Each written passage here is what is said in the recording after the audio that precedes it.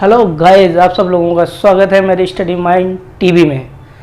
दोस्तों, आज हम नंबर सिस्टम नया चैप्टर स्टार्ट करने वाले हैं और अभी हमारा चल रहा था। अब ये नया चैप्टर स्टार्ट होगा नंबर सिस्टम। इसमें कुछ बेसिक्स ही होती हैं, तुम्हारी नंबर्स होते हैं जिनकी नॉलेज होना हमें बहुत ही आवश्यक है। उनके बारे में हमें जानकारी होनी चाहिए। जैसे हमारी संख्याएँ होती हैं, नंबर होती हैं, कुछ संख्याएँ बहुत ही आवश्यक होती हैं। जैसे नेचुरल नंबर। नेचुरल नंबर किसे कहते हैं? What is a natural number? यानी प्राकृतिक संख्याएं। पहले हम बात करते हैं प्राकृतिक संख्याओं की। प्राकृतिक संख्या होती है मतलब जैसे किसी चीज़ को गिनना, जो गिनने में हमारी मदद करे, यानी वस्तुओं को काउंट करने में जिनकी आवश्यकता होती है उनको हम कहते हैं प्राकृतिक संख्याएं। पहला नंबर आपको क्लियर हुआ कि जिनको गिनने के लिए जिन संख्याओं की गिनने में आवश्यकता पड़ती है, जैसे कोई चीज़ हमें दे दी तो हमें उसे काउंट करना है, यानी नेचुरल, जो हमें प्रकृति से प्राप्त हुआ हो। नेचुरल यानी वो हमारी क्या होंगी, जो वस्तुओं को, आर्टिकल्स को काउंट करने की आवश्यकता पड़ती है, उसे हम कहते हैं क्या? प्राकृतिक संख्याएं। अब बात करते हैं दूसरे नंबर पे, तुम्हारी जो पूर्ण संख्याएं होती हैं। पूर्ण संख्याएं जिसे इंग्लिश में बोलते हैं होल नंबर्स। यानी कि अगर यहाँ नेचुरल में जीरो को ऐड कर दिया जाए तो हमारा होल नंबर्स बन के तैयार हो जाता है। यानी अगर नेचुरल में होल जीरो ऐड कर दो तो वो तुम्हारा बन जाएगा होल नंबर, और ये होती हैं अनंत तक। अब बात करते हैं हम पूर्णांक। व्हाट इज ए पूर्णांक? क्या है? इंटीजर्स। यानी इंटीजर्स क्या होते हैं? इंटीजर्स हमारे टू टाइप के होते हैं, एक नेगेटिव इंटीजर्स और सेकंड होता है हमारा पॉजिटिव इंटीजर्स। नेगेटिव इंटीजर्स वो होते हैं जिनमें ऋण आता है, और पॉजिटिव इंटीजर्स वो होते हैं जिनमें धनात्मक होते हैं जो नंबर्स। अगर पॉजिटिव इंटीजर्स में अगर जीरो जोड़ दिया जाए तो वो होल नंबर हो जाएंगे। अगर यहाँ से जीरो हटा दिया जाए पॉजिटिव इंटीजर्स से तो तुम्हारा वो पूर्ण संख्या बन जाता है। अब बात करते हैं हम लोग ऋणात्मक, यानी जिसमें धन लगा होता है। जैसे कि ये फॉर एग्जाम्पल देख लो, यहाँ -1, -2, -3, -4, -5, और जीरो के इस साइड देखो +1, +2, +3, +4, +5। ये आपके हो गए धन, यानी कि धन पूर्णांक, और ये हो गए आपके ऋण पूर्णांक। अगर इसमें जीरो ऐड कर दिया जाए तो क्या बन जाएगा? यह तुम्हारा बन जाएगा होल नंबर। अब बात करते हैं हम परमेय संख्याएं। What a rational number? ये आपके बहुत ही क्वेश्चन पूछा जाता है, रैशनल नंबर किसे कहते हैं? What is a rational number? अब हमें दिया रैशनल नंबर की डेफिनेशन होती है कि वे संख्याएं जिन्हें p/q फॉर्म में लिख सकें उसे कहते हैं हम लोग रैशनल नंबर। इसकी दो कंडीशंस होती हैं। यहाँ पे p और q दो धनात्मक पूर्णांक होने चाहिए, ऋणात्मक धनात्मक से इसमें कोई फर्क नहीं पड़ता, ठीक है। पूर्णांक हो, p और q तुम्हारी पूर्णांक संख्याएं हो, जहाँ डिनोमिनेटर यानी q डजन इक्वल टू कभी भी शून्य नहीं होता है, जहाँ q का मान कभी भी जीरो नहीं आना चाहिए, ठीक है। अगर उसका मान जीरो हुआ, अगर डिनोमिनेटर आपका जीरो हुआ तो वो रैशनल नंबर आपका नहीं है। अब यहाँ बात करते हैं इरेशनल नंबर। ये ठीक इसके अपोजिट होता है, यानी वहाँ q का मान जीरो नहीं होना चाहिए, और इसे क्या है, इसे p/q फॉर्म में ही नहीं लिख सकते। इसे p/q फॉर्म में, यानी कि p/q does not equal to zero, यानी इसे जीरो के बराबर p/q फॉर्म में नहीं ले सकते। ये आपकी होती है इरेशनल नंबर, जिन्हें आप बोलते हैं अपरमेय संख्याएं। उनको लिख सकते हैं? बताइए। उनको लिख सकते हैं? परमेय संख्याओं को p/q फॉर्म में लिखा जाता है, जहाँ q का मान यानी कि डिनोमिनेटर हर उसका जीरो नहीं होना चाहिए। अगर हर जीरो हो गया तो वो वैल्यू इन्फिनाइट हो जाती है आपकी, ओके। अब बात करते हैं हम लोग यहाँ भाज्य संख्याएं, जिसे हम बोलते हैं कंपोजिट नंबर। अगर आपसे पूछे, ये एग्जाम में बहुत ही पूछा जाता क्वेश्चन है, बहुत ज़्यादा पूछा जाता है कि भाज्य संख्याएं किसे कहते हैं? भाज्य संख्याएं किसे कहते हैं? या पूछेगा सबसे छोटी समभाज्य संख्या बताओ। ऐसे क्वेश्चन इसके पुटअप होते हैं। तो याद रखना, वे संख्याएं जो स्वयं और अन्य संख्याओं से क्या हो जाए? डिवाइड हो जाए। यानी वे संख्या जो स्वयं और अदर संख्याओं से, यहां लिख सकते हो अदर नंबर से, यानी कि अन्य संख्या हिंदी में बोलेंगे इसे, अन्य संख्याओं से क्या हो जाएं, डिवाइड हो जाएं, यानी स्वयं से हों और वन से हों प्लस अन्य संख्याओं से भी हों तो वो आपके होंगे भाज्य संख्याएं। फॉर एग्जाम्पल सबसे छोटी भाज्य संख्या 4 हो जाएगी और बड़ी तो कोई भी हो सकती है। फिलहाल हम लोग उसका आंसर नहीं दे सकते क्योंकि ये इन्फिनिटिव तक होता है, ये चलती रहेंगी आगे। अब बात करते हैं, हम अभाज्य संख्याओं की बात करते हैं। प्राइम नंबर, प्राइम नंबर किसे कहते हैं, ये सबसे ज़्यादा पूछा जाता है। इसमें 2 क्वेश्चन बनते हैं, 4 क्वेश्चन बनते हैं। एकमात्र ऐसी संख्या बताओ जो सम भाज्य संख्या अभाज्य संख्या हो। 2 एक तुम्हारी ऐसी होती है, इसकी पहले डेफिनेशन देख लेते हैं हम लोग। डेफिनेशन की बात करते हैं तो इसकी होती है, ये भाज्य संख्याएं होती हैं वो स्वयं से डिवाइड होती हैं और वन से होती हैं, अदर नंबर से डिवाइड नहीं होती हैं।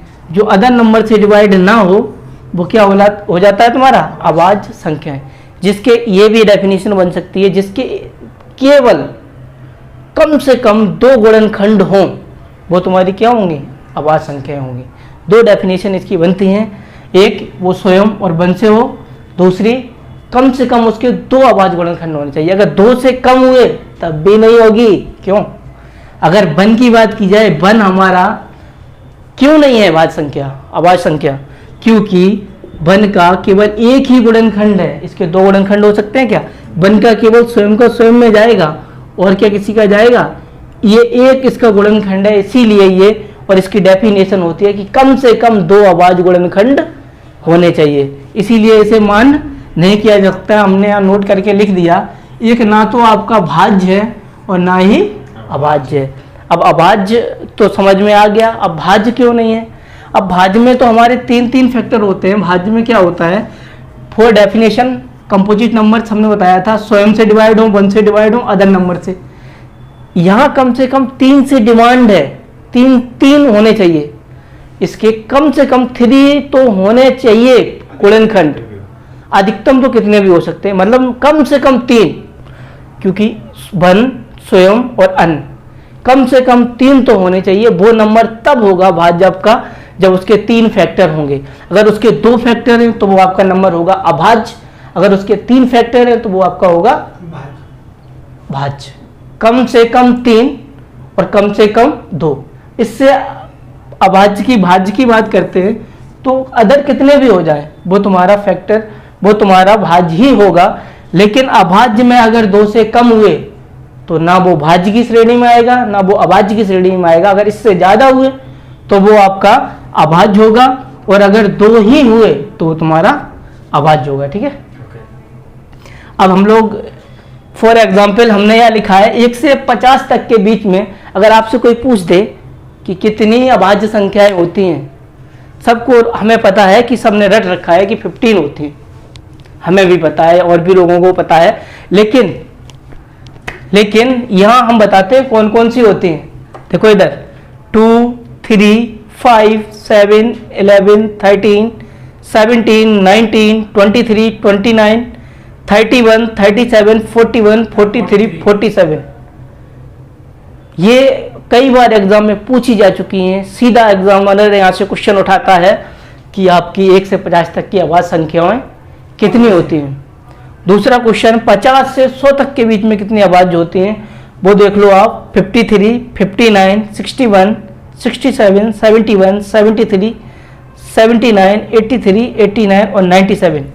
यहाँ से एक क्वेश्चन बनता है कि 1 से 100 तक के बीच में कितनी अभाज्य संख्याएं होती हैं, बताओ कितनी होती हैं? 10। 1 से 100 तक के बीच में जब हमने पहले बता दिया 1 से 50 तक कितनी होती हैं? 15। और तुम्हारा 50 से 100 के बीच में होती है 10, और 15 + 10 कितना हुआ? 25। याद रखना कि 1 से 100 तक का पूछे तो जवाब देना है 25। अगर 1 से 50 तक की प्राइम नंबर्स पूछ रहा है तो आंसर देना है 15, और अगर 50 से 100 तक की बात करता है तो देना है 10। यहाँ से आपके 3 क्वेश्चन पुटअप हो सकते हैं और तीनों का जवाब बेहतरीन तरीके से दे सकते हैं। अब बात करते हैं हम लोग कंपोजिट नंबर।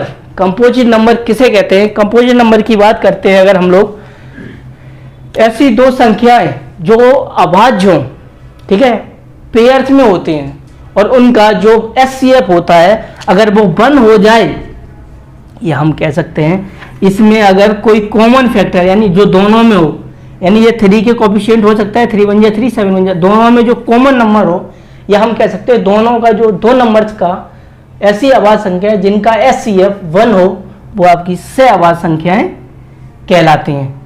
बहुत ही आसान डेफिनेशन है, ऐसी आवाज संख्याएं अभाज्य होनी चाहिए और उनका HCF 1 हो। भाज्य हो अभाज्य हो ये मायना नहीं रखता, लेकिन HCF कितना होना चाहिए उसका 1। यानी ऐसी संख्याएं जिनका HCF 1 हो वो आपकी सह आवाज संख्याएं कह सकते हैं हम लोग। यानी युग्म में होनी चाहिए, पेयर्स में होनी चाहिए, जोड़े में होनी चाहिए, डेफिनेशन में कुछ भी हो सकता है। और आपकी गाइस 2 नंबर्स और ऐसे बचे हैं जो बहुत ही इंपॉर्टेंट हैं, वो हम बताते हैं। देखो इधर, अगर किसी को नहीं पता हो तो देख लो एक बार।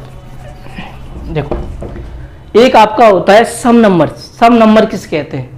यानी सम का मतलब हो गया सम संख्याएं, इसे इंग्लिश में बोलते हैं इवन नंबर। Even number. अब इवन नंबर किसे कहते हैं? वे संख्याएं जो 2 से डिविजिबल हों उन्हें क्या कहते हैं? सम संख्याएं।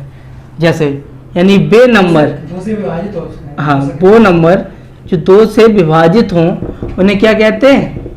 Even number. ठीक है। फॉर एग्जाम्पल 6 में अगर 2 का डिवाइड जाएगा तो 6 आपका कैसा हो जाएगा?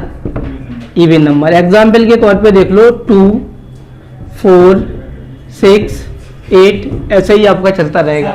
सर वो आपने गलत लिख दिया सर, 6/2 2 है ना, तो वो से डिवाइड होगा तो 3 आएगा वहाँ पे। ओके ओके, 2 यानी यहाँ 3 हो जाएगा। ठीक है। अब बात करते हैं हम लोग किसकी? अब तुम्हारा एक नंबर और बचा हुआ है, उसे बोलते हैं हम लोग ऑड नंबर, यानी विषम संख्याएं। इसके ठीक अपोजिट होती हैं विषम संख्याएं आपकी।